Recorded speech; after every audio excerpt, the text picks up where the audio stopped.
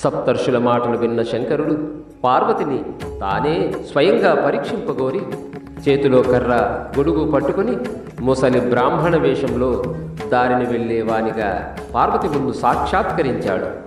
ఆయనను చూసి పార్వతి నమస్కరించింది. అంతలో ఆ వృద్ధ బ్రహ్మచారి, ఎవరివి నువ్వు? ఈ అడవిలో భర్త తోడు లేకుండా తపశ్చర్యకు ఎందుకు పూనుకున్నావు? ఓవేళ అతను నిన్ను వదిలివేశాడా? నీ తల్లిదండ్రులెవరు అన్నాడు.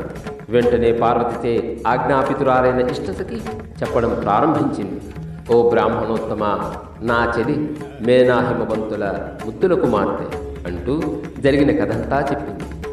తనకు భర్తగా శంకరుని మెప్పించి సాధించాలన్న నిశ్చయంతో ఉంది అనగానే ఆమె మాటలకు ఆ బ్రహ్మచారి నవ్వి పార్వతీ ప్రేమను పరీక్షింపగోరి ఇలా అన్నాడు.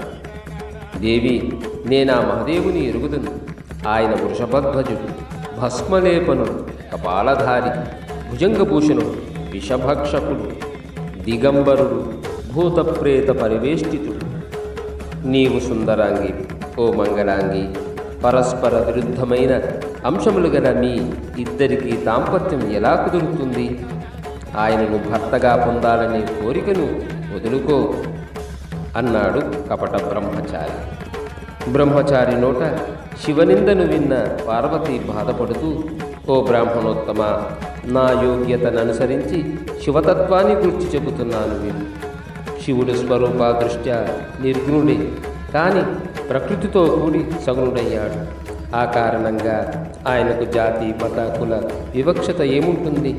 సర్వజ్ఞుడైన వానికి విద్యలతో పనేమిటి?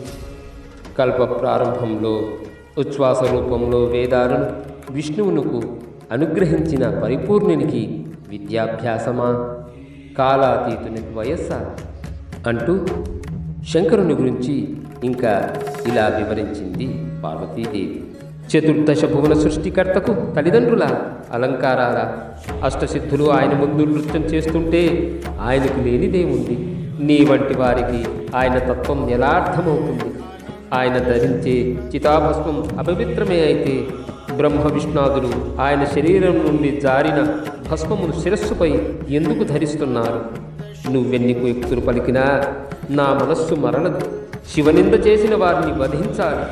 బ్రాహ్మణుడు కనుక బ్రతికిపోయావు అని పలికి పార్వతి మనస్సులో శివుణ్ణి ధ్యానించింది.